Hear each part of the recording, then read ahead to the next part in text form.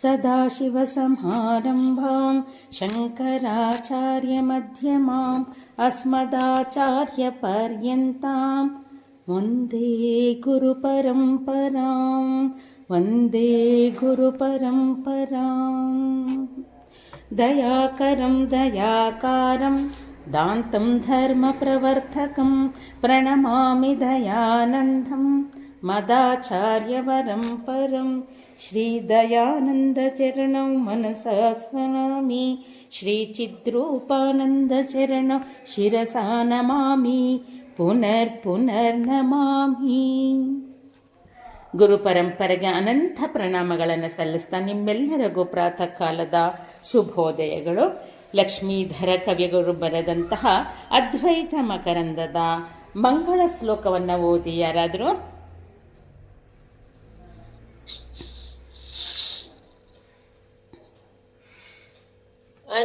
ಕಟಾಕ್ಷ ಕಿರಣ ಚಾಂತ ನಮನ್ಮೋಹಾಬ್ದಯೇ ನಮಃ ಅನಂತಾನಂದ ಕೃಷ್ಣಾಯ ಜಗನ್ಮಂಗಳಮೂರ್ತಯೇ. ಓಕೆ, 11ನೇ ಶ್ಲೋಕವನ್ನು ಓದಿ. ಸುಪ್ತ ಸುಪ್ತಿಲಂ ಜಾನಾತಿ ನಾ ಸುಪ್ತೆ ಸ್ವಪ್ನ ಜಾಗರೋ ಜಾಗ್ರತ್ ಸ್ವಪ್ನ ಸುಷುಪ್ತೀನಾಂ ಸಾಕ್ಷ್ಯತೋ ಮತದ್ದಶಃ. ಓಕೆ, ಇವತ್ತು 12ನೇ ಶ್ಲೋಕದ ಅಭ್ಯಾಸವನ್ನು ಮಾಡೋಣ. ವಿಜ್ಞಾನ ವಿರತಿ ಸುಪ್ತಿ ತಜ್ಜನ್ಮ ಸ್ವಪ್ನ ಜಾಗರೌ ತತ್ಸಾಕ್ಷಿಣಃ ಕಥಂ ಮೇ ಸ್ಯುಃ ನಿತ್ಯ ಜ್ಞಾನಸ್ಯ ತೇ ತ್ರಯಃ. ಯಾರಾದರೂ ಹೇಳ್ತೀರಾ?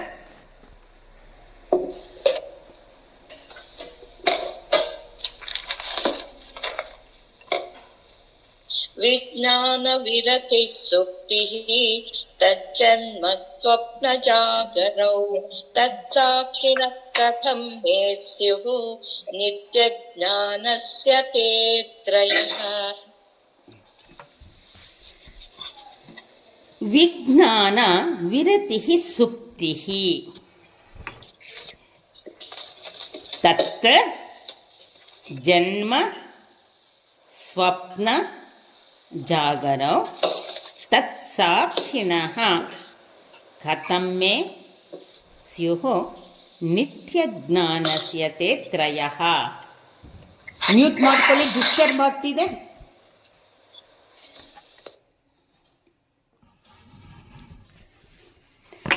ಇಲ್ಲಿ ವಿಜ್ಞಾನ ವಿಶೇಷ ಜ್ಞಾನ ವಿರತಿ ಇಲ್ಲದೆ, ಸುಪ್ತಿ ನಿದ್ದೆ ಅಂದರೆ ವಿಶೇಷ ಜ್ಞಾನವಿಲ್ಲದೆ ಇರುವುದೇ ನಿದ್ರಾ ಅವಸ್ಥೆ ಎನ್ನುವುದನ್ನು ಕವಿಗಳು ತಿಳಿಸ್ತಾ ಇದ್ದಾರೆ. ನಮ್ಮೆಲ್ಲರಿಗೂ ಸ್ವಾನುಭವದಲ್ಲಿ ಸುಲಭವಾಗಿ ಅರ್ಥ ಮಾಡಿಕೊಳ್ಳುವಂಥ ಒಂದು ಪ್ರಕ್ರಿಯೆ ಅಂದರೆ ಆದ್ಮೇಲೆ ಅವಸ್ಥಾತ್ರಯಗಳು. ಆ ದೃಷ್ಟಿಯಿಂದ ಇಲ್ಲಿ ಕವಿಗಳು ಆ ವಿಚಾರವನ್ನು ತಗೊಂತ ಹೇಳ್ತಾ ಇದ್ದಾರೆ. ವಿಶೇಷ ಜ್ಞಾನವಿಲ್ಲದೆ ಇರುವಂತಹ ಅವಸ್ಥೆ ಯಾಕೆ ನಿದ್ರಾ ಅವಸ್ಥೆ ಅಂದರೆ, ಆ ನಿದ್ರೆಯಲ್ಲಿ ನನ್ನ ದೇಹಾದಿಗಳೆಲ್ಲವೂ ಕೂಡ ಲಯವಾಗಿರುತ್ತೆ. ಯಾವುದೇ ವಿಶೇಷ ಜ್ಞಾನವಿರೋದಿಲ್ಲ. ವಿಶೇಷ ಜ್ಞಾನವಿದ್ದಿದ್ರೆ ಆದರೆ ಅದು ನಿದ್ದೆ ಅಲ್ಲ ಅದು. ಆದರೆ ಇಲ್ಲಿ ಆ ನಿದ್ರಾ ಅವಸ್ಥೆಯಲ್ಲಿ ಯಾವುದೇ ಒಂದು ಜ್ಞಾನ ಇರೋದಿಲ್ಲ. ಹಾಗಾದರೆ ತಜ್ಜನ್ಮ ಸ್ವಪ್ನ ಜಾಗರೋ, ಆ ನಿದ್ರಾ ಅವಸ್ಥೆಯಲ್ಲಿ ಮಲಗಿರುವಂತಹ ಆ ಅಹಂಕಾರವು ಜಾಗೃತ ಮತ್ತು ಸ್ವಪ್ನದಲ್ಲಿ ಆ ವಿಶೇಷ ಜ್ಞಾನದಿಂದ ಇರುತ್ತೆ. ಅಂದರೆ ಆತ್ಮೀಯರೇ, ಇಲ್ಲಿ ವಿಶೇಷ ಜ್ಞಾನ ಅಂತ ಯಾಕೆ ಕೊಡ್ತಾ ಇದ್ದಾರೆ ಅಲ್ವಾ? ಯಾವ ಇಂದ್ರಿಯಗಳ ಮೂಲಕ ನಾವು ವಿಷಯಗಳನ್ನು ಅನುಭವಿಸ್ತಾ ತನ್ಮೂಲಕ ಅವನು ಆ ವಿಶೇಷ ಜ್ಞಾನವನ್ನು ಪಡಿತಾನೋ ಆ ಅವಸ್ಥೆಯನ್ನು ದಾಟಿದಾಗ ಮಾತ್ರ ನಿದ್ರೆ, ಆ ವಿಶೇಷ ಜ್ಞಾನ ಇರುವುದು ಎಚ್ಚರದಲ್ಲಿ, ಜಾಗೃತದಲ್ಲಿ. ಯಾಕೆಂದರೆ ಆವಾಗ ಆ ಅಹಂಕಾರದ ನಾನು ವಿಷಯಗಳ ಜೊತೆ ವ್ಯವಹರಿಸ್ತಾ ಇರ್ತೀನಿ. ಅದೇ ಕನಸಿನಲ್ಲೂ ಕೂಡ ಅರ್ಧಂಬರ್ಧ ಅಂತ ಅಂದರೆ ದೇಹ ಲಯವಾಗಿರುತ್ತೆ, ಮನಸ್ಸು ಬುದ್ಧಿಗಳು ಜಾಗೃತವಾಗಿ ವಿಷಯಗಳನ್ನು ಅನುಭವಿಸ್ತಾ ಇರುತ್ತೆ. ಆ ವಿಷಯಗಳು ಕೂಡ ಆ ಜಾಗೃತ ಅವಸ್ಥೆಯ ವಾಸನೆಗಳೇ ಆಗಿರುತ್ತೆ ಆತ್ಮೀಯರೇ. ಅಲ್ಲೂ ಕೂಡ ಅವನು ಅವ್ಯಕ್ತವಾಗಿ ಇದ್ದಂತಹ ವಿಷಯಗಳ ಅನುಭವ ಸ್ವಪ್ನದಲ್ಲೂ ಕೂಡ ಕಾಣ್ತಾನೆ. ನೋಡಿ ಎಷ್ಟು ಸರಳವಾಗಿ ಹೇಳ್ತಾ ಇದ್ದಾರೆ ಇಲ್ಲಿ ಕವಿಗಳು. ಯಾಕೆಂದರೆ ಆ ಜಾಗೃತ ಅವಸ್ಥೆಯಲ್ಲಿ ನಾನು ವಿಷಯಗಳನ್ನು ಅನುಭವಿಸ್ತಾ ಇದ್ದೀನಿ. ಉದಾಹರಣೆಗೆ ಆದ್ಮೇಲೆ ನಾವಿವಾಗ ಈ ಅದ್ವೈತ ಮಕರಂದವನ್ನು ಅಭ್ಯಾಸ ಮಾಡ್ತಾ ಇದ್ದೀವಿ. ಅಲ್ಲಿ ನನಗೆ ಆ ಒಂದು ಇಂದ್ರಿಯಗಳಾದಂತಹ ಕಣ್ಣು ಆ ಒಂದು ಶ್ಲೋಕಗಳನ್ನು ನೋಡ್ತಾ ಇರಬೇಕು, ಅದನ್ನು ಹೇಳ್ತಿರೋದನ್ನು ಕಿವಿಗಳ ಮೂಲಕ ಕೇಳ್ತಾ ಇರಬೇಕು. ಆವಾಗ ಮಾತ್ರ ನಿಮಗೆ ಈ ಅನುಭವ ಆಗಬೇಕಾದ್ರೆ ಜಾಗೃತ ಅವಸ್ಥೆ ಅಲ್ವ ಇದು, ಈ ಅವಸ್ಥೆಯಲ್ಲಿ ಮಾತ್ರ ನಾನು ತಿಳ್ಕೊಳ್ಳೋಕ್ಕೆ ಸಾಧ್ಯ. ಇನ್ನು ನಾನು ಅದಕ್ಕೆ ಇಲ್ಲಿ ನಿದ್ದೆಯಲ್ಲಿ ಈ ಒಂದು ಅನುಭವಗಳು ನಮಗೆ ಇರೋದಕ್ಕೆ ಸಾಧ್ಯ ಇಲ್ಲ. ಜೊತೆಗೆ ಕನಸಿನಲ್ಲಿ, ಸ್ವಪ್ನದಲ್ಲೂ ಕೂಡ ನಾನು ಈ ವಿಶೇಷ ಜ್ಞಾನದ ಅನುಭವವನ್ನು ನಾನು ಪಡಿತೀನಿ ಅನ್ನುವುದನ್ನು ನಮಗೆ ತಿಳ್ಕೊಳ್ಳೋದಕ್ಕೆ ಹೇಳ್ತಾ ಇದ್ದಾರೆ ಆದ್ಮೇಲೆ. ನಾವೆಲ್ಲ ಗುರುತಿಸುವಂಥದ್ದು ಈ ಅವಸ್ಥೆಗಳು, ಸರಳವಾಗಿರುವಂತಹ ಅವಸ್ಥೆಗಳು ಆದ್ಮೇಲೆ. ಇದು ಸದಾಕಾಲ ನಾವು ಈ 3 ಅವಸ್ಥೆಗಳನ್ನು ದಾಟೋದಕ್ಕೆ ಸಾಧ್ಯನೇ ಇಲ್ಲ ಅಲ್ವಾ. ಆದರೆ ಜಾಗೃತ ಅವಸ್ಥೆಯ ಅನುಭವಗಳು ಸಂಪೂರ್ಣವಾಗಿ ನಾನು ಸ್ವಪ್ನದಲ್ಲಿ ಕಾಣೋದಕ್ಕೆ ಸಾಧ್ಯ ಇಲ್ಲ ಆದ್ಮೇಲೆ. ಅದರೊಂದು ಅಪಕ್ವವಾದಂತಹ ವಿಷಯಗಳ ಅನುಭೂತಿಯನ್ನು ಪಡಿತೀವಿ ನಾವು ಸ್ವಪ್ನದಲ್ಲಿ. ಆದರೆ ಜಾಗೃತ ಅವಸ್ಥೆಯಲ್ಲಿ ನಾನು ಆ ಒಂದು ಪೂರ್ಣವಾದಂತಹ ಆ ಜ್ಞಾನದ ಮೂಲಕ ವ್ಯವಹರಿಸೋದಕ್ಕೆ ಸಾಧ್ಯ. ಆದರೆ ಇಲ್ಲಿ ವ್ಯವಹರಿಸುತ್ತಿರುವವನು ಯಾರು? ಈ 3 ಅವಸ್ಥೆಗಳಲ್ಲಿ ಅಹಂಕಾರಿಯಾದಂಥ ನಾನು. 3 ಅವಸ್ಥೆಗಳ ಅನುಭವವನ್ನು ಪಡೀತಿರುವುದು ನಾನು. ಆದರೆ ಜಾಗೃತ ಅವಸ್ಥೆಯ ಅನುಭವಗಳು ಸ್ವಪ್ನದಲ್ಲಿಲ್ಲ. ಆ ಅವಸ್ಥೆಗಳಿಂದ ಅವನ ನಿವೃತ್ತಿ ಆದಾಗ ಮಾತ್ರ ಅವನ ನಿದ್ದೆಯಲ್ಲಿ ಆ ಸ್ವಪ್ನವನ್ನು ಕಾಣೋದಕ್ಕೆ ಸಾಧ್ಯ. ಇನ್ನು ನಿದ್ರಾ ಅವಸ್ಥೆಯಲ್ಲಂತೂ ಜಾಗೃತ ಮತ್ತು ಸ್ವಪ್ನದ ಅನುಭವಗಳು ಇರುವುದಕ್ಕೆ ಸಾಧ್ಯವಿಲ್ಲ. ಇದಕ್ಕೆ ಇಲ್ಲಿ ವಿಶೇಷ ಜ್ಞಾನ ಅಂತ ಕವಿಗಳು ಹೇಳ್ತಾ ಇದ್ದಾರೆ. ಈ ವಿಶೇಷ ಜ್ಞಾನ ನನಗೆ ಈ ಸುಷುಪ್ತಿಯಲ್ಲಿ, ನಿದ್ರೆಯಲ್ಲಿ ಇರೋದಕ್ಕೆ ಸಾಧ್ಯ ಇಲ್ಲ. ಆ ಜ್ಞಾನವು ಇಲ್ಲದೆ, ವಿಶೇಷ ಜ್ಞಾನವು ಇಲ್ಲದೆ ಇರುವಂಥ ಸ್ಥಿತಿಯೇ ನಿದ್ರಾವಸ್ಥೆ. ಆ ಒಂದು ಸುಷುಪ್ತಿಯಿಂದ ಅವನು ಸ್ವಪ್ನಕ್ಕೆ ಹೋದಾಗ ಆ ಸ್ವಪ್ನದಲ್ಲಿ ಅವನಿಗೆ ಮನಸ್ಸು ಬುದ್ಧಿಗಳ ಆಟ ಸ್ವಲ್ಪ ಇರುತ್ತೆ. ಅದರ ಮೂಲಕ ಅವನು ತನ್ನ ವಾಸನೆಗೆ ತಕ್ಕಂಥ ಸ್ವಪ್ನವನ್ನು ಕಾಣ್ತಾನೆ. ಆದ್ಮೇಲೆ ಸ್ವಪ್ನದ ಗಲಾಟೆ ನಮಗೆ ಗೊತ್ತು, ಕೇವಲ ಅದು 96 ಸೆಕೆಂಡ್ಸ್ ಮಾತ್ರ ಇರುತ್ತಂತೆ ಸ್ವಪ್ನ. ಆದರೂ ಕೂಡ ಒಂದಕ್ಕೊಂದು ಸಂಬಂಧವಿಲ್ಲದಂತಹ ಸ್ವಪ್ನವನ್ನು ನಾವು ನೋಡ್ತೀವಲ್ವ. ಇದು ಯಾವುದರ ಪರಿಣಾಮ? ಜಾಗೃತ ಅವಸ್ಥೆಯ ವಾಸನೆಗಳ ಪರಿಣಾಮ ಆದ್ಮೇಲೆ. ಇಲ್ಲಿ ನಾವು ನೋಡೋ ಅಂಥದ್ದು ಈ ಸ್ವಪ್ನದಲ್ಲಿ ಯಾವುದೇ ಅಲ್ಲಿ ಒಂದು ನಿಶ್ಚಿತವಾದಂತಹ ವಿಷಯವು ಅಲ್ಲಿ ಸ್ಪಷ್ಟ ಆಗೋದಿಲ್ಲ. ಸ್ಪಷ್ಟ ಆದರೂ ಕೂಡ ಸ್ವಪ್ನದಲ್ಲಿ ಮಾತ್ರ ಅದು ಎಚ್ಚರವಾದ ತಕ್ಷಣ ಆ ಸ್ವಪ್ನದ ಅನುಭವಗಳು ಸತ್ಯವಲ್ಲ ಅನ್ನುವುದು ನಮಗೆ ತಿಳಿದೋಗುತ್ತೆ. ಆ ದೃಷ್ಟಿಯಿಂದ ಆ ಸ್ವಪ್ನದಲ್ಲಿ ಕಾಣುವಂಥ ಯಾವ ವಿಶೇಷ ಜ್ಞಾನವಿದೆಯೋ ಅದು ಸ್ವಪ್ನಿಗೆ ಮಾತ್ರ ಗೊತ್ತು. ಅದು ಆ ಅವಸ್ಥೆನ ಬಿಟ್ಟ ನಂತರನೇ ಅವನು ಜಾಗೃತ ಅವಸ್ಥೆಗೆ ಬರೋದು. ಆದ್ದರಿಂದ ಜಾಗೃತ ಅವಸ್ಥೆಯ ಅನುಭವಗಳು ಅದು ಅಲ್ಲಕ್ಕೆ ಸೀಮಿತ. ಅಲ್ಲಿ ಬಿಟ್ಟ ಮೇಲೆ ಅವನು ಸ್ವಪ್ನದ ಅನುಭವವನ್ನು ಕಾಣ್ತಾನೆ. ಸ್ವಪ್ನವೂ ಕೂಡ ದಾಟಿದ ನಂತರವೇ ಅವನು ನಿದ್ರಾ ಅವಸ್ಥೆಗೆ ಬರೋದಕ್ಕೆ ಸಾಧ್ಯ. ಆದರೆ ಆಯಾ ಅವಸ್ಥೆಗಳನ್ನು ಅವನು ಬಿಟ್ಟ ನಂತರವೇ ಇನ್ನೊಂದು ಅವಸ್ಥೆಗಳನ್ನು ಅವನು ಅಂದರೆ ತಿಳಿಯೋದಕ್ಕೆ ಸಾಧ್ಯ. ಅವಸ್ಥೆ ಅಲ್ಲಿಗೆ ಬಿಟ್ಟ ಕಾರಣದಿಂದಲೇ ಅವನು ಸುಷುಪ್ತಿಗೆ ಹೋಗ್ತಾನೆ. ಸುಷುಪ್ತಿಯ ಅವಸ್ಥೆಯ ನಂತರ ಎಚ್ಚರಗೊಂಡ ಮೇಲೆ ಅವನು ಜಾಗೃತ ಅವಸ್ಥೆ ಬರ್ತಾನೆ. ಆದ್ದರಿಂದ ಅವಸ್ಥೆಗಳು ಸೀಮಿತವಾಗಿದೆ. ಆಯಾ ಅವಸ್ಥೆಗಳಲ್ಲಿ ಮಾತ್ರ ಅವನು ಆ ಒಂದು ವಿಷಯಗಳನ್ನು ಅನುಭವಿಸ್ತಾನೆ. ಆದರೆ ಇದು ಜಾಗೃತ ಅವಸ್ಥೆ, ಇದು ಸ್ವಪ್ನ ಅವಸ್ಥೆ, ಇದು ಸುಷುಪ್ತಿಯ ಅವಸ್ಥೆ ಅನ್ನುವ ಅನುಭವ ನನಗೆ ಹೇಗಾಗೋದಕ್ಕೆ ಸಾಧ್ಯ ಅಲ್ವಾ? ಆಶ್ಚರ್ಯ ಆಗುತ್ತಲ್ವಾ ಆದ್ಮೇಲೆ? ಏನೂ ತಿಳಿಯದೇ ಇರುವಂತಹ, ವಿಶೇಷ ಜ್ಞಾನವಿಲ್ಲದೇ ಇರುವಂತಹ ಆ ಒಂದು ಸುಷುಪ್ತ ಅವಸ್ಥೆಯಲ್ಲಿ, ಆ ಗಾಢ ನಿದ್ದೆಯಲ್ಲಿ ನನಗೆ ಏನೂ ತಿಳಿದಿಲ್ಲ ಅಂತ ಹೇಳೋದಕ್ಕೆ ನನಗೆ ಎಚ್ಚರ ಆದ ಮೇಲೆ ನಾನು ಹೇಳೋದು ನನಗೆ ಚೆನ್ನಾಗಿ ನಿದ್ದೆ ಬಂತು ಅಂತ ಅಲ್ವಾ ಆತ್ಮೀಯರೇ?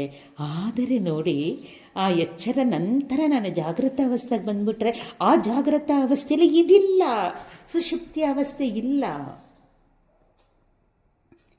ಅದನ್ನು ನಾನು ಬಿಟ್ಟು ಕೊಟ್ಟ ನಂತರನೇ ನಾನು ಈ ಅವಸ್ಥೆಗೆ ಬರೋದು. ಆದರೂ ನನಗೆ 3 ಅವಸ್ಥೆಗಳು ತಿಳಿತಾ ಇದೆಯಲ್ಲ. ಜಾಗೃತ ಅವಸ್ಥೆಯಲ್ಲಿ ಏನು ನಡೀತು, ಏನು ನಡೀಲಿಲ್ಲ, ಏನು ತಿಳಿಬೇಕಾಗಿತ್ತು, ಏನು ತಿಳಿತು ಅನ್ನುವಂಥ ವಿಚಾರಗಳು, ಮತ್ತು ಈ 2 ಸ್ವಪ್ನ ವಿಚಾರ ಹಾಗೂ ಸುಷುಪ್ತಿ ವಿಚಾರ 3 ನನಗೆ ತಿಳಿಬೇಕಾದರೆ ಏನು ಇದೇ ಆತ್ಮೇರೆ ಕ್ಷೇತ್ರದಲ್ಲಿ ಮಿರಾಕಲ್ ಆತ್ಮೇರೆ, ಎಂಥ ಅದ್ಭುತ! ಯಾರಿಗೆ ಗೊತ್ತಾಗ್ತಿದೆ ಈ 3? ನಾನು ಸರಳವಾಗಿ ಹೇಳ್ತೀನಿ, ನನಗೆ ಗೊತ್ತಾಗ್ತಿದೆ ಅಂತ ಅಲ್ವಾ? ಆದರೆ ಆ ನಾನು ಯಾರು? 3 ಅವಸ್ಥೆಗಳನ್ನು ಬೆಳಗುತ್ತಿರುವಂತಹ, ಅದಕ್ಕೆ ಎಷ್ಟು ಚೆನ್ನಾಗಿ ಹೇಳ್ತಿದ್ದಾರೆ ನೋಡಿ ಇಲ್ಲಿ 2ನೇ ಲೈನಲ್ಲಿ, ತೇ ತ್ರಯಃ ಸಾಕ್ಷಿಣಃ.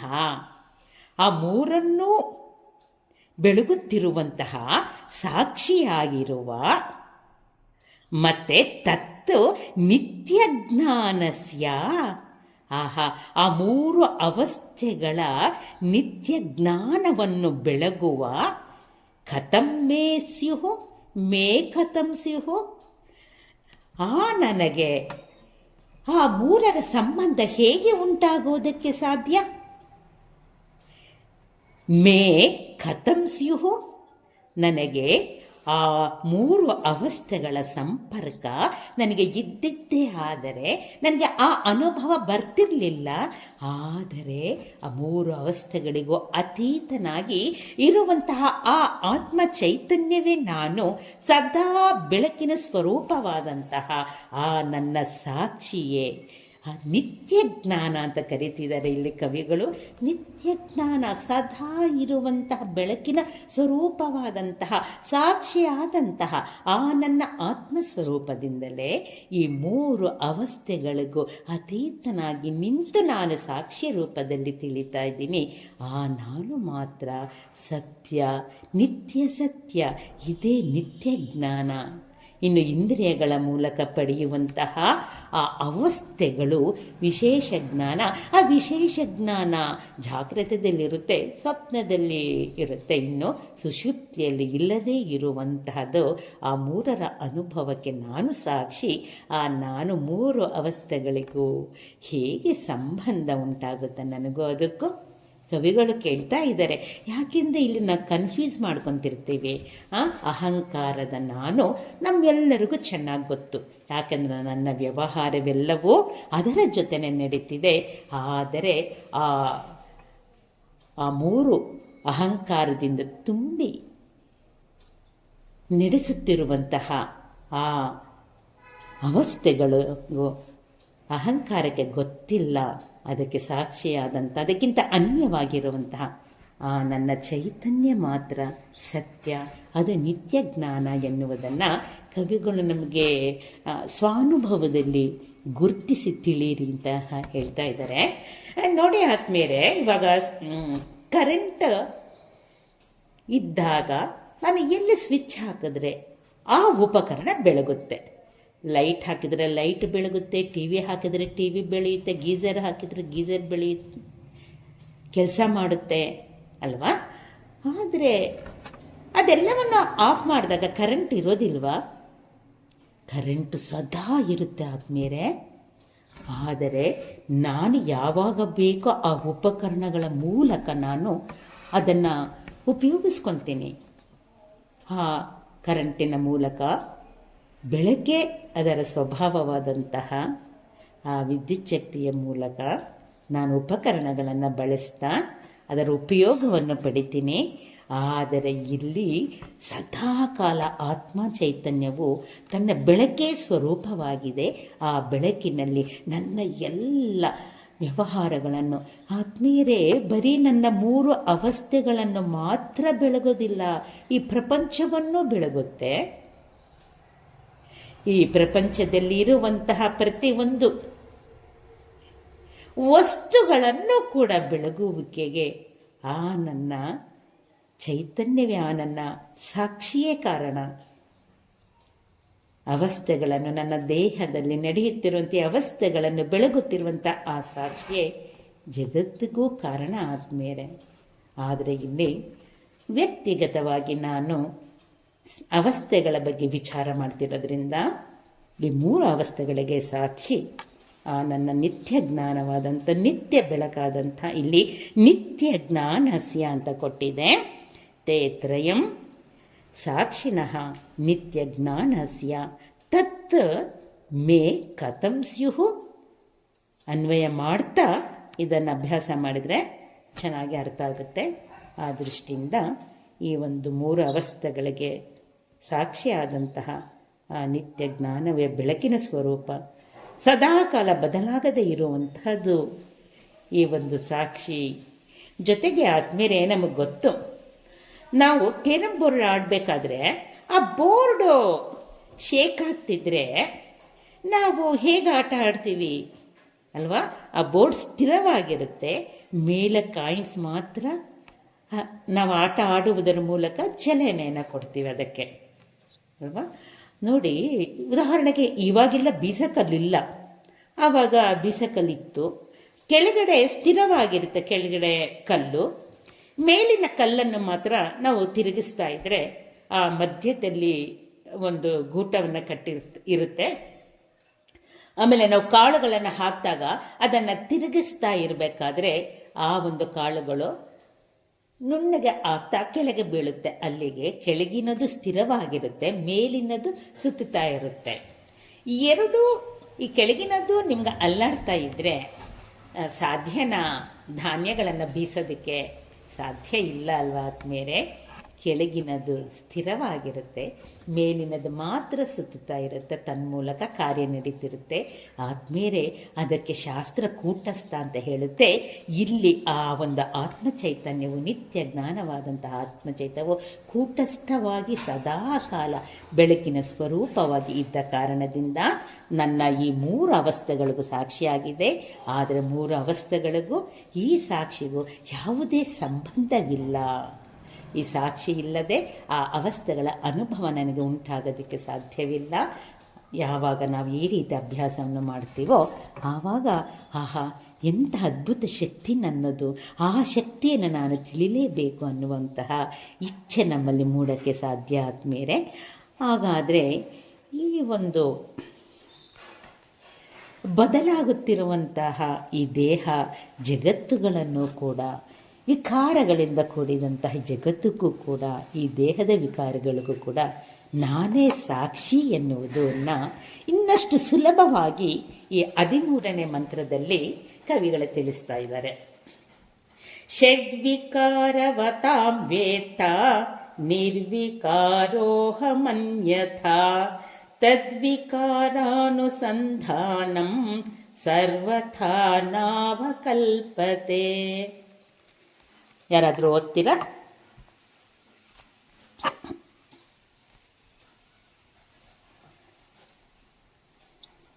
ಷಡ್ವಿಕಾರವತಾಂ ವೇತ್ತ ನಿರ್ವಿಕಾರೋಹಮನ್ಯಥಾ ತದ್ವಿಕಾರಾನುಸಂಧಾನಂ ಸರ್ವಥಾ ನಾವಕಲ್ಪತೆ. ಬಹಳ ಸುಲಭವಾಗಿ ನಮಗೆ ಸ್ವಾನುಭವದಲ್ಲಿ ನಿಲುಕುವಂತೆ ಬರೆದಿದ್ದಾರೆ ಇಲ್ಲಿ. ಷಡ್ವಿಕಾರವತಾಂ ವೇತ್ತ. ವೇತ್ತ ಅಂದರೆ ತಿಳಿಯುವವನು. ಷಡ್ವಿಕಾರಗಳನ್ನು ತಿಳಿಯುವವನು ಯಾರು? ಅಹಂ. ಅಹಂ ಷಡ್ವಿಕಾರವತಾಂ ವೇತ. ಆತ್ಮಸ್ವರೂಪನಾದಂಥ ನಾನು ಷಡ್ವಿಕಾರಗಳನ್ನು ತಿಳಿಯುವವನಾಗಿದ್ದೇನೆ. ಹಾಗಾದರೆ ಆ ನಾನು ನಿರ್ವಿಕಾರ ಅಹಂ ಅನ್ಯಥಾ, ಎಲ್ಲ ವಿಕಾರಗಳನ್ನು ತಿಳಿಯುವಂಥ ನಾನು ನಿರ್ವಿಕಾರನಾಗಿದ್ದೇನೆ. ನಾನಿಲ್ಲದೆ ಈ ವಿಕಾರಗಳನ್ನು ತಿಳಿಯುವುದಕ್ಕೆ ಸಾಧ್ಯ ಆಗ್ತಿರಲಿಲ್ಲ. ಎಷ್ಟು ಸುಲಭವಾಗಿ ಹೇಳ್ತಾ ಇದ್ದಾರೆ ನೋಡಿ. ಆಗ ತದ್ವಿಕಾರಾನುಸಂಧಾನಂ, ಆಹಾ, ಆ ವಿಕಾರಗಳನ್ನು, ಆ ಷಡ್ವಿಕಾರಗಳನ್ನು ಗುರುತಿಸುತ್ತಿರುವವನು.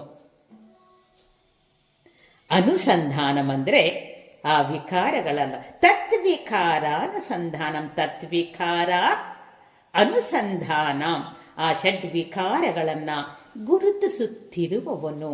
ಸರ್ವತ ನ ಅವಕಲ್ಪತೆ, ಆ ನಾನು ಇಲ್ಲದೇ ಇದ್ದರೆ ಅವಕಲ್ಪತೆ, ಆ ಒಂದು ವಿಕಾರಗಳನ್ನು ಊಹಿಸಲು ಕೂಡ ಸಾಧ್ಯ ಆಗ್ತಾ ಇರಲಿಲ್ಲ. ಈ ವಿಕಾರಗಳನ್ನು ಗುರುತಿಸುವವನು ಇಲ್ಲದಿದ್ದ ಪಕ್ಷದಲ್ಲಿ ವಿಕಾರಗಳನ್ನು ಗುರುತಿಸುವುದಕ್ಕೆ ಸಾಧ್ಯನೇ ಆಗ್ತಿರಲಿಲ್ಲ. ಯಾಕಂದರೆ ಇಲ್ಲಿ ಎಷ್ಟೋ ಜನಕ್ಕೆ ಅನುಮಾನ ಇರುತ್ತೆ. ಈ ಅವಸ್ಥೆಗಳ ಜೊತೆ ನಾನು ಕೂಡ ನೋಡ್ತಾ ಇರೋವನು, ನಾನು ಅವುಗಳ ಜೊತೆ ಒಂದಾಗಿರ್ಬೋದಲ್ವಾ ಅಂತ ಅನೇಕರಿಗೆ ಅನುಮಾನ ಬರ್ಬೋದು, ಸಂಶಯ ಬರ್ಬೋದು ಅಲ್ವಾ.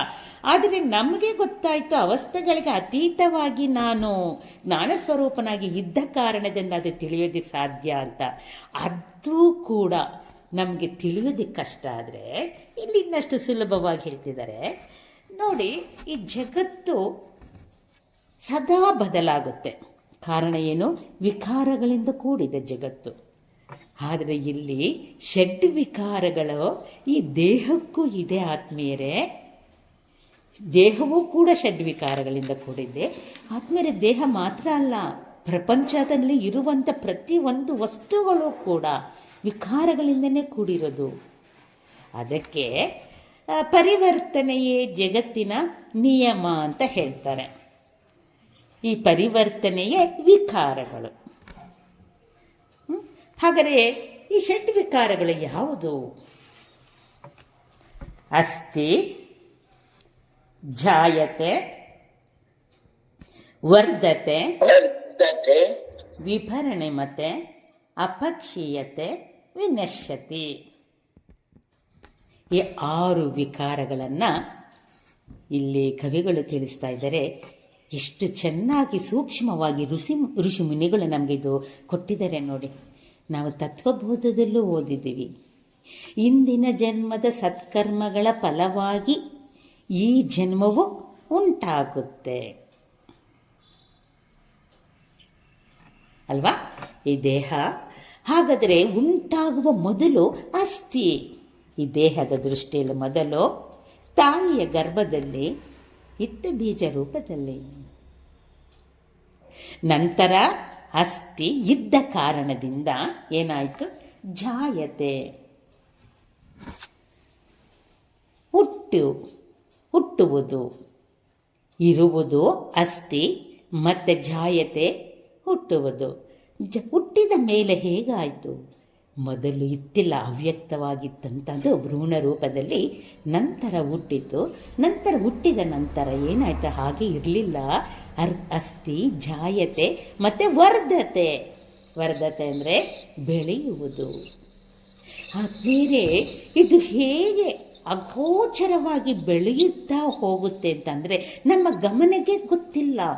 ನಮ್ಮ ಮಕ್ಕಳು ನಮ್ಮ ಕಣ್ಣ ಮುಂದೆ ಬೆಳೀತಾ ಇದ್ರೂ ಕೂಡ ತಾಯಿಯಾದವರು ನಾವೇ ಗುರುತಿಸೋದಕ್ಕೆ ಸಾಧ್ಯ ಇಲ್ಲ. ಅಷ್ಟು ಸಹಜವಾಗಿ ಇಲ್ಲದೇ ಇರುವಂಥ ವಸ್ತು ಹುಟ್ಟಿದ ನಂತರ ಬೆಳೆಯುತ್ತಾ ಹೋಗುತ್ತೆ ಅಲ್ವಾ? ಹಾಗೆ ಬೆಳೆಯುತ್ತಾ ಬೆಳೆಯುತ್ತಾ ಹಾಗೆ ನಿಲ್ಲದಿಲ್ಲ, ಮತ್ತೊಂದು ವಿಕಾರಕ್ಕೆ ಜಾರುತ್ತೆ ಆತ್ಮೀಯರೇ. ಹಸ್ತಿ, ಜಾಯತೆ, ವರ್ಧತೆ, ವಿಪರಿಣಾಮತೆ, ಪರಿಣಾಮಗಳನ್ನು ಹೊಂದುತ್ತೆ.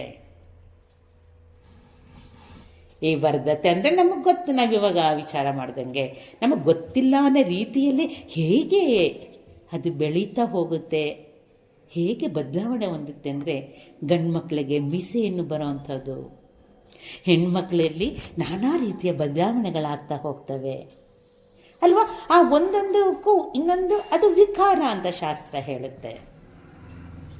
ಅಸ್ತಿ, ಜಾಯತೆ, ವರ್ಧತೆ, ವಿಪರಿಣಾಮತೆ, ಪರಿಣಾಮ ಹೊಂದುತ್ತಾ ಹೋಗುತ್ತೆ. ಅಷ್ಟಿಗೆ ನಿಲ್ಲಲ್ಲ ಆತ್ಮೇರೆ. ಅಪಕ್ಷೀಯತೆ, ತನ್ನ ಬಾಲ್ಯವನ್ನು ಕಳ್ಕೊಂಡು ಯೌವನಕ್ಕೆ ಬಂದು ಯೌವನದಿಂದ ಪ್ರೌಢಾವಸ್ಥೆಯನ್ನು ಹೊಂದಿ ನಂತರ ವೃದ್ಧಾಪ್ಯಕ್ಕೆ ಬರುತ್ತೆ. ಪ್ರತಿಯೊಬ್ಬ ಜೀವಿಗಳು ಅಷ್ಟೇ, ಪ್ರತಿಯೊಂದು ಜೀವರಾಶಿಯು ಅಷ್ಟೇ ಆತ್ಮೀಯರೇ. ಆ ನಂತರ ವೃದ್ಧಾಪ್ಯ ಅವಸ್ಥೆ, ಅಪಕ್ಷೀಯತೆ, ನಂತರ ವಿನಶ್ಯತೆ, ನಾಶವನ್ನು ಹೊಂದುತ್ತೆ ಆತ್ಮೀಯರೇ. ಎಷ್ಟು ವಿಕಾರಗಳು ಸಹಜ ಅಲ್ವಾ?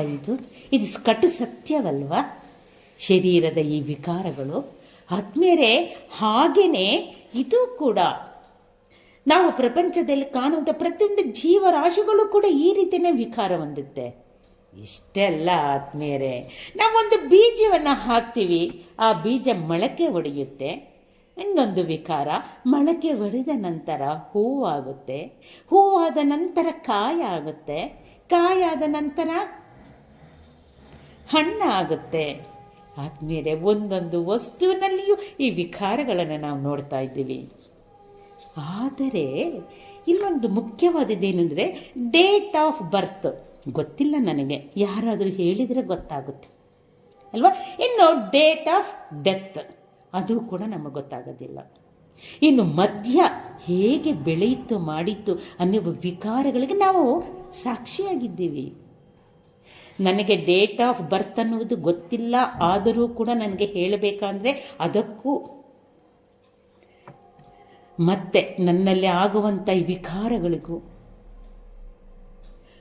ಎಲ್ಲ ವಿಕಾರಗಳಿಗೂ ನಾನು ತಿಳಿಬೇಕಾದ್ರೆ ಆ ವಿಕಾರಗಳಿಗೆ ದೇಹ ವಿಕಾರ ಹೊಂದುತ್ತಿದ್ದೀನಿ ಅಂತ ದೇಹಕ್ಕೆ ಗೊತ್ತಿಲ್ಲ ಆತ್ಮೀಯರೇ. ಮನಸ್ಸು ಬುದ್ಧಿಗಳಿಗೂ ತಾನು ವಿಕಾರ ಹೊಂದುತ್ತಿದ್ದೀನಿ ಅಂತ ಗೊತ್ತಿಲ್ಲ. ಆ ಎಲ್ಲ ವಿಕಾರಗಳು ಕೂಡ ಹೇಗೆ ತಿಳಿಯೋದಕ್ಕೆ ಸಾಧ್ಯ? ಎಷ್ಟು ಸಾಕ್ಷಿಭೂತವಾಗಿ ನಾನು ನೋಡ್ತಾ ಇದ್ದರೂ ಕೂಡ ನಾನೇ ಆ ಸಾಕ್ಷಿ ಎನ್ನುವುದು ನನಗೆ ಗೊತ್ತಾಗ್ತಿಲ್ಲ. ಅದಕ್ಕೆ ಶಾಸ್ತ್ರದ ಗುರುವಿನ ನಮಗೆ ಮಾರ್ಗದರ್ಶನ ಬೇಕಾಗುತ್ತಲ್ವಾ? ಎಷ್ಟು ಚೆನ್ನಾಗಿದೆ ನೋಡಿ. ಎಲ್ಲ ವಿಕಾರಗಳನ್ನು ಕೂಡ ನಾನು ಅನುಭವಿಸ್ತಾ ಇದ್ದರೂ ಕೂಡ ಅದಕ್ಕೂ ಅತೀತವಾಗಿ ನನ್ನಲ್ಲಿ ಒಂದು ಚೈತನ್ಯ ಶಕ್ತಿ ಇದೆ. ಆ ಚೈತನ್ಯ ಶಕ್ತಿಯಿಂದಲೇ ನಾನು ಈ ವಿಕಾರಗಳನ್ನು ನಾನು ನೋಡ್ತಾ ಇದ್ದೀನಿ. ಆದರೆ ನನಗೆ ಈ ವಿಕಾರಗಳು ಯಾವುದೇ ಇಲ್ಲ. ನಾನು ಅವಿಕಾರಿಯಾಗಿದ್ದೇನೆ. ವಿಕಾರರಹಿತನಾಗಿದ್ದ ಕಾರಣದಿಂದ ವಿಕಾರವನ್ನು ನಾನು ನೋಡ್ತಾ ಇದ್ದೀನಿ, ಅನುಭವಿಸ್ತಾ ಇದ್ದೀನಿ. ಅಲ್ಲಿಗೆ ಅನುಭವಿಸುವವನು ಬೇರೆ, ಅನುಭವಿಸಲ್ಪಡುತ್ತಿರುವುದು ಬೇರೆ ಅಲ್ವಾ? ನೋಡುವವನು ನೋಡಲ್ಪಡುವುದಕ್ಕಿಂತ ಬೇರೆ ಇದ್ದ ಕಾರಣದಿಂದ, ಅನುಭವಿಸುವವನು ಅನುಭವಿಸಲ್ಪಡುತ್ತಿರುವ ವಸ್ತು ವ್ಯಕ್ತಿಗಳಿಗಿಂತ ಬೇರೆ ಇದ್ದ ಕಾರಣದಿಂದ ಈ ವಿಕಾರಗಳನ್ನು ನೋಡೋದಕ್ಕೆ ಸಾಧ್ಯ. ಆ ದೃಷ್ಟಿಯಿಂದ ಆ ನಾನೇ ಸಾಕ್ಷಿ. ಅದೇ ನಿರ್ವಿಕಾರ, ಸದಾಕಾಲ ನಿರ್ವಿಕಾರವಾಗಿ ಇದ್ದ ಕಾರಣದಿಂದ ವಿಕಾರರಹಿತವಾಗಿದ್ದ ಕಾರಣದಿಂದ ಆ ನನ್ನ ಆತ್ಮಚೈತನ್ಯದಿಂದ ಆ ನನ್ನ ಸಾಕ್ಷಿಯಿಂದ ಈ ವಿಕಾರಗಳನ್ನು ನೋಡೋದಕ್ಕೆ ಸಾಧ್ಯ.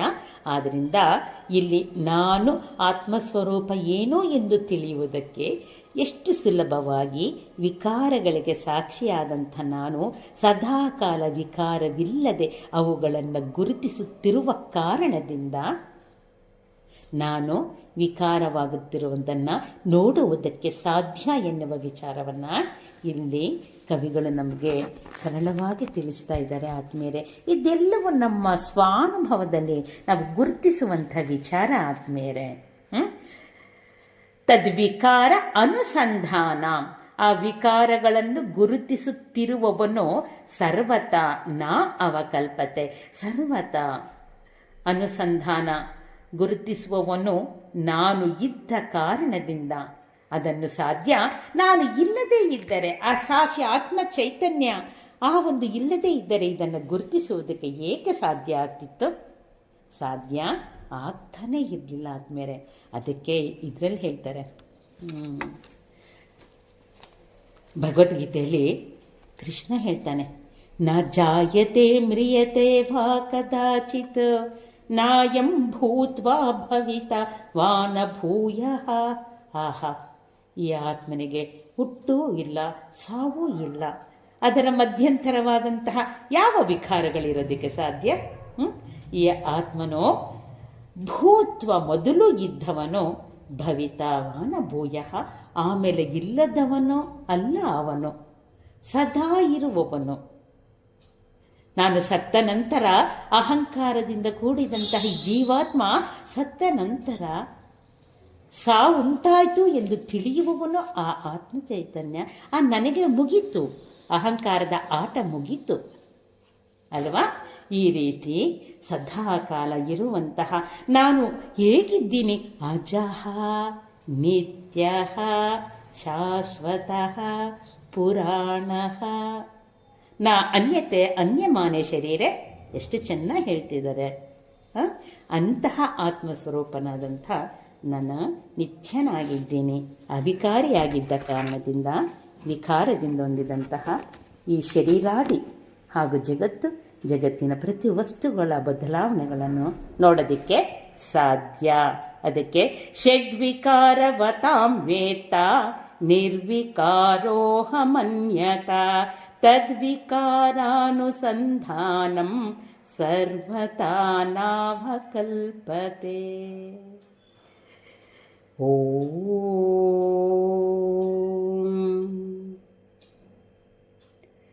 ಪೂರ್ಣಮದಃ ಪೂರ್ಣಮಿದಂ ಪೂರ್ಣಾತ್ ಪೂರ್ಣಮುದಚ್ಯತೆ ಪೂರ್ಣಸ್ಯ ಪೂರ್ಣಮಾದಾಯ ಪೂರ್ಣಮೇವಾವಶಿಷ್ಯತೆ. ಓಂ ಶಾಂತಿ ಶಾಂತಿ ಶಾಂತಿ. ಹರಿ ಓಂ. ಶ್ರೀ ಗುರುಭ್ಯೋ ನಮಃ. ಹರಿ ಓಂ. ಭೋಲೋ ಸದ್ಗುರುನಾಥ್ ಮಹಾರಾಜ್ ಕಿ ಜೈ. ಸ್ವಾಮಿ ಚಿದ್ರೂಪಾನಂದ ಸರಸ್ವತಿ ಜಿ ಕಿ ಜೈ. ಓಂ ತತ್ಸತ್. ಜೈ ಶ್ರೀ ದಯಾನಂದ್.